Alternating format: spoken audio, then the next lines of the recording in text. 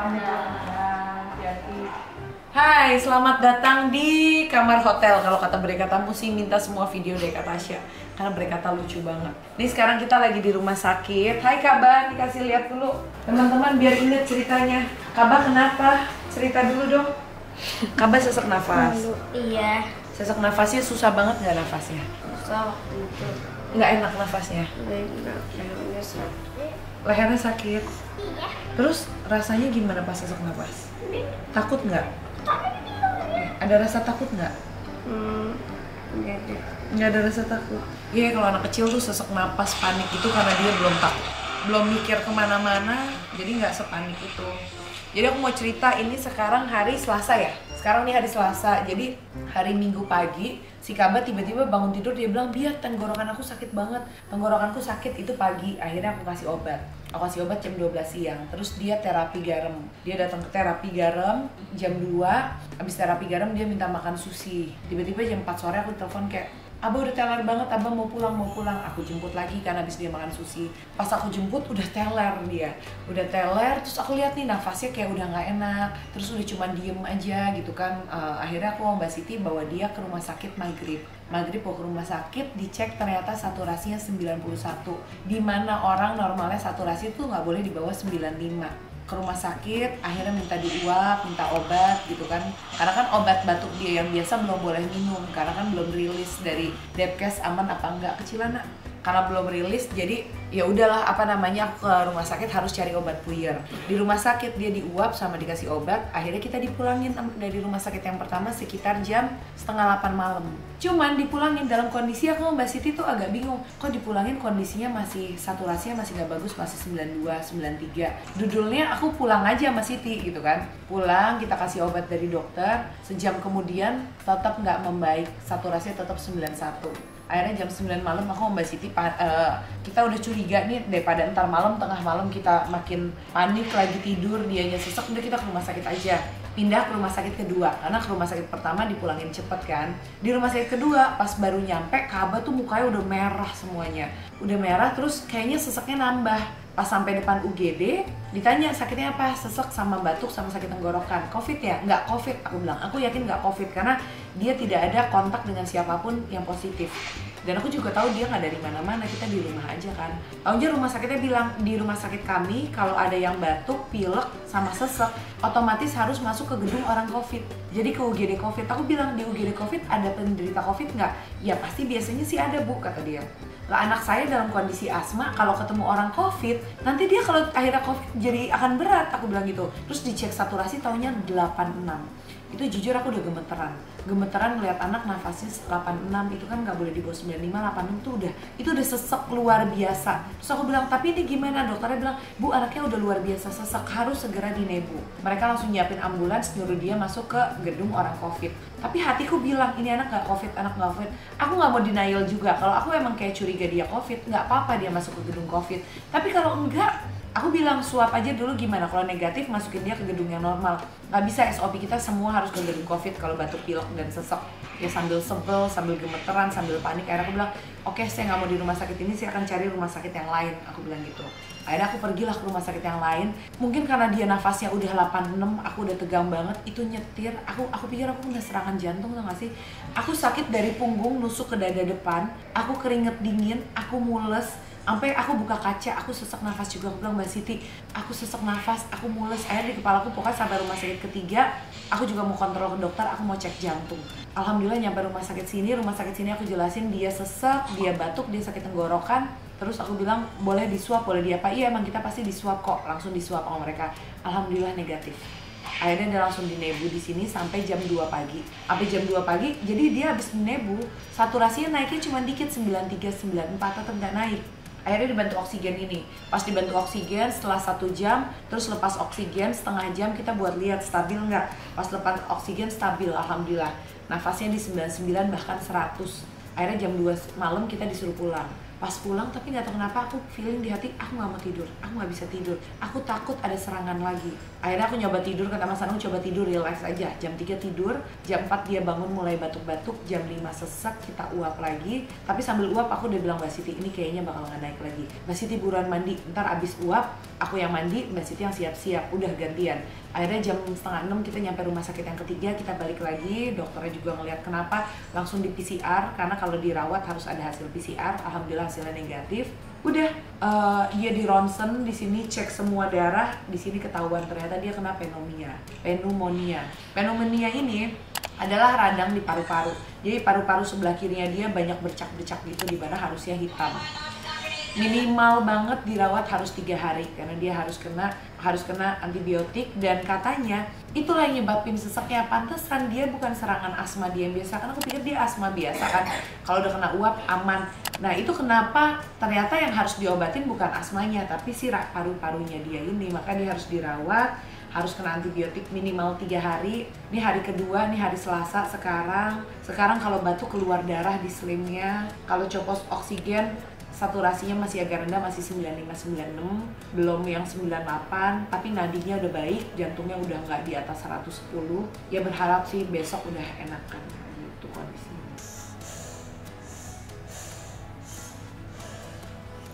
Surat dokternya berapa hari? 3. Mau makan donatnya? Mau. Dia cuci tangan dulu.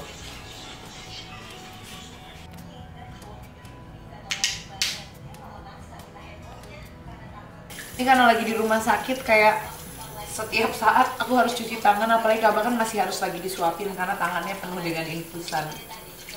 Jadi bau scarlet segede gini. Ada yang buat cuci tangan khusus, ada yang buat mandi di kamar mandi. Ya, Allahumma barik lana.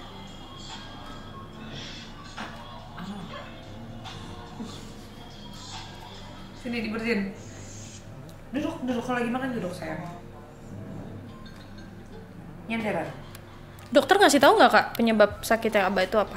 Nah katanya penyebabnya dia ini bakteri. Dia ada bakteri lah di paru-parunya. Aku nggak tahu dari mana. Cuman emang semenjak pandemi tuh dia hampir sudah tidak pernah kumat yang namanya asma, apalagi sampai berat kayak gini. Dulu emang sering banget dia kena asma kayak gini karena setiap dia ke playground, dia main, dia rame, pasti kena. Karena anaknya ini emang gampang batuk, gampang pilek, dan ketika udah batuk pilek asmanya kumat. Nah kemarin kebetulan dia main di playgroundnya juga rame, terus naik MRT, kayak kecapean gitu. Jadi kayak ya beginilah jadinya. Jadi anakku tuh di rumah tuh yang asma Mas Hanung, sibil super duper berat, sibil kayak dia dulu, terus kalah aman alhamdulillah. Kaba Bre ada tapi sedikit sekali sama Kama. Jadi kalau dia di tingkat keberatan ya, paling berat itu Kaba, sibil, terus Kama. Jadi emang ngadepin anak asma tuh sebenarnya aku udah biasa, jadi udah agak tenang. Tapi yang kali ini bener-bener aku ngeliat ini asma terberatnya Kaba, dan ternyata emang gak cuma asma, ternyata dia ada radang di paru. Itu yang bikin ini hal baru buat aku, dan aku nggak bisa ngatasinnya sendiri gitu. Jadi takut banget kemarin. Awal tahu anak asma gimana Kak cirinya? Aku tuh nggak pernah punya asma. Haikal dulu yang asma, jadi aku nggak tahu ngadepin anak asma kayak apa, sampai akhirnya punya sibil. Sibil itu tiap batuk lemes dari kecil gitu kan, terus nafasnya dalam. Dan kalau dia asma, karena aku nggak ngerti asma dulu, ngadepinnya santai. Yang ngadepin batuk pilek santai, ngeliat dia sesek juga kayaknya ya aku diemin. Maksudnya ngeliat dia sesek paling di rumah aku kasih anget-anget, kasih obat, kasih apa. Sampai satu hari Mas Anung bilang ini kayak dia asma karena tarikan nafasnya masuk ke dalam banget, kata Mas Anung gitu. Pas ngecek taunya bener asma. Pas tahu sibil asma, tahu nggak sih aku punya perasaan bersalah yang luar biasa bahwa ternyata selama ini nih anak sesek napas dan aku nggak paham, dan aku nggak langsung mengatasinya, langsung sedih aja karena kan kebayangnya kita sesek napas dikit aja kan langsung nggak nyaman, langsung nggak enak banget rasanya mau kegiatan apapun.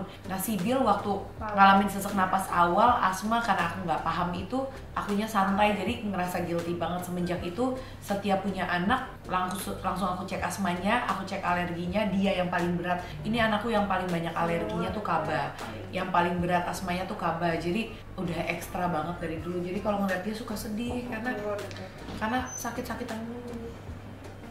Coba biar tadi dokter hari Purwanto udah saya infoin yang dari bilang sih mungkin sisa yang kemarin cuma pemisahan. Oke.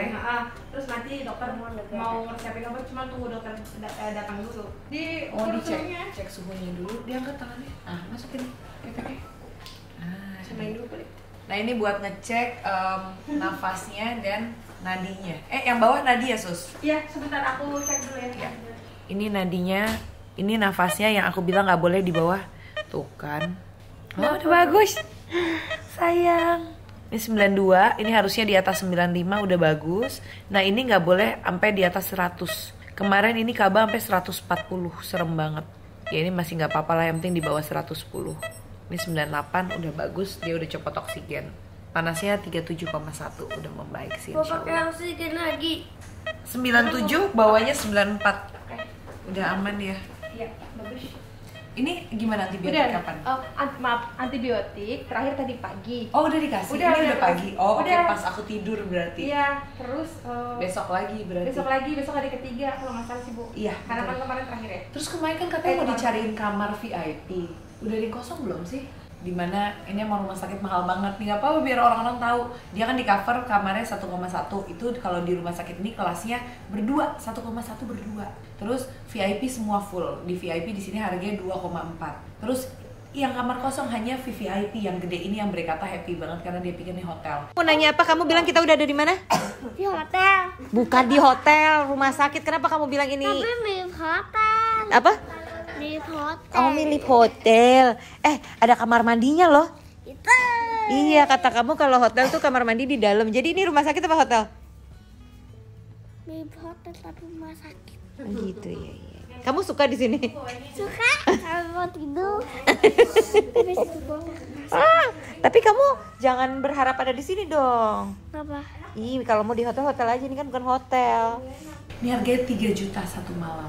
Jadi selama tiap malamnya aku harus nambah selisih dari 1,1 ke 3 juta 1,9. Sakit mahal banget guys ya. Oke kita lanjutin tadi ya. Ya gitu, jadi semenjak itu tiap punya anak aku cek lagi mereka asmanya, alerginya apa. Tapi emang yang paling berat selalu dia. Ditutup dong sayang. Yang paling berat selalu dia. Dan ini Buat berat. ibu-ibu di luar sana, apa Kak tanda-tanda Oke. awal buat Asma. Aku Asma. pengen kasih tahu dulu yang soal pneumonia. Pneumonia ini kan yang dia lagi kena nih. Jadi please buat semua ibu-ibu jangan sampai skip yang namanya vaksin PCV. Pas PCV itu salah satunya P-nya kalau nggak salah pneumonia. Nah ini paling banyak orang yang nggak sadar.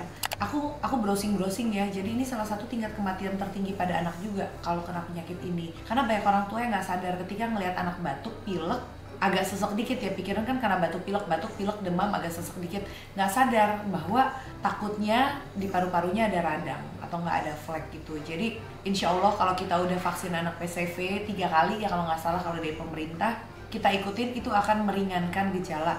Ini Kaba seberat ini aja sampai saturasinya 86, dia udah full vaksin PCV, udah dapat semuanya lengkap, nggak kebayang kalau dulu dia nggak vaksin tersebut. Jadi vaksin itu penting banget untuk, mungkin emang kita nggak bisa menghindari nih anak total nggak akan kena sakit-sakit tersebut, tapi at least ketika anak kena penyakit tersebut udah reaksi badannya udah bisa lebih kuat, jadi nggak terlalu lebih drop gitu.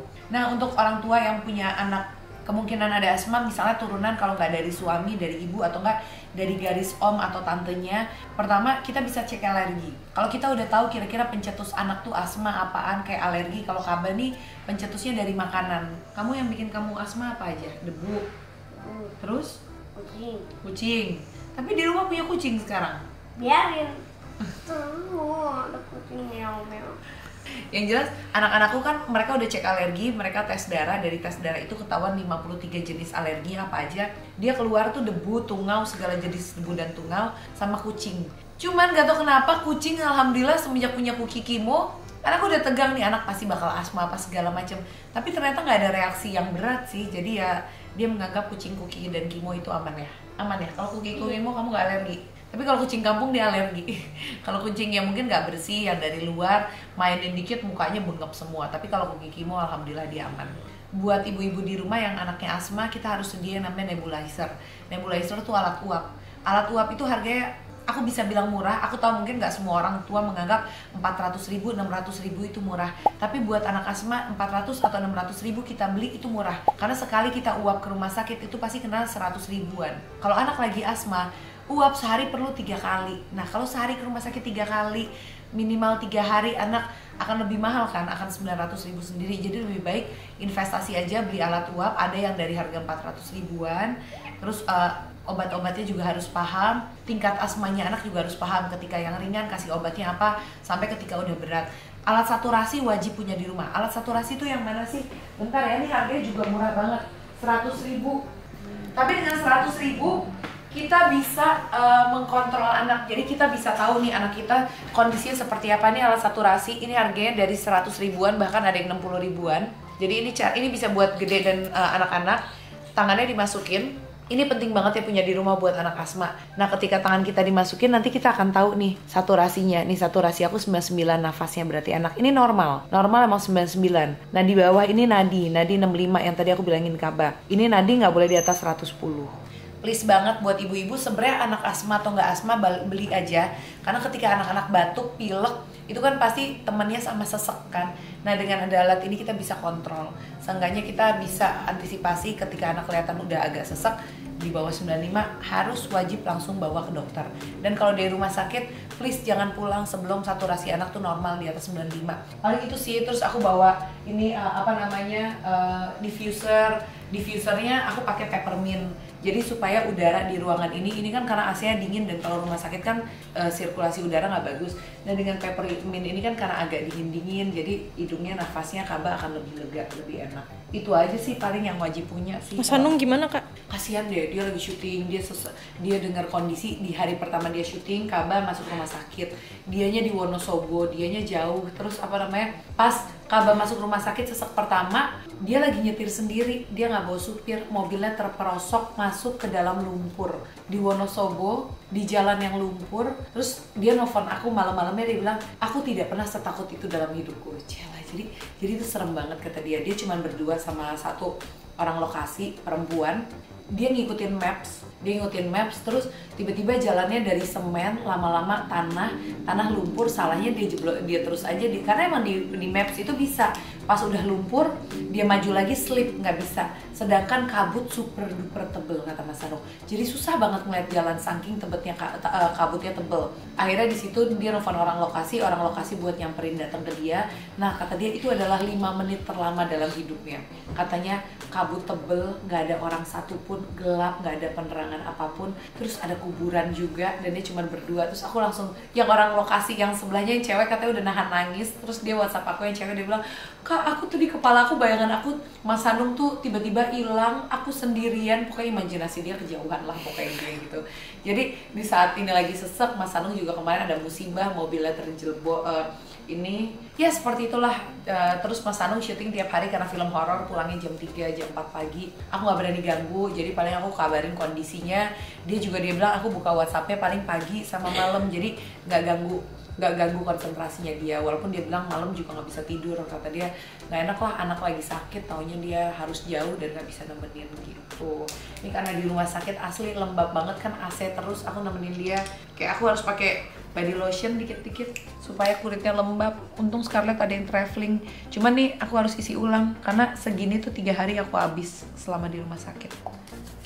Biar deh walaupun rumah sakit aku juga tetap pakai lipstick, biar dokter sama suster ngeliat aku masih cakep. Terus aku pakai body lotion, akunya wangi, akunya juga glowing.